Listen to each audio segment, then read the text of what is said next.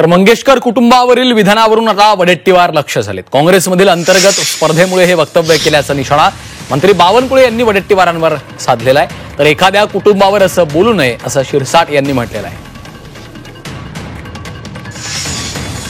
विजय वडेट्टीवार हे जरा आता ते नवीन पक्षनेते झाले विधानमंडळामध्ये, त्यांना आता अजून थोडं प्रमोशन करून घ्यायचं आहे पक्षाकडनं। तर आता नानाभाऊ पटोले आणि त्यांची जरा आपसामध्ये कॉम्पिटिशन चालू आहे, कोण लवकर बोलेल, काम लवकर बोलेल, कसं बोलेल।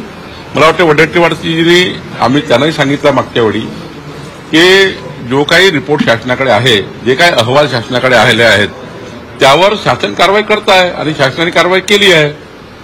खरं तर यांच्या काळातलं काढलं तर खूप मोठं होईल, त्यात राजकारण होईल। त्यामुळं जे काही झालं आहे पुण्यामध्ये लता मंगेशकर हॉस्पिटलमध्ये, त्यामुळे त्यावर शासनाने गंभीर कारवाई करण्याचा सुरू केलेला आहे।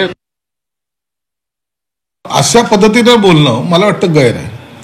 ही एक मॅनेजमेंट आहे, त्याला जे कोणी जबाबदार असतील त्याच्यावर कारवाई करा।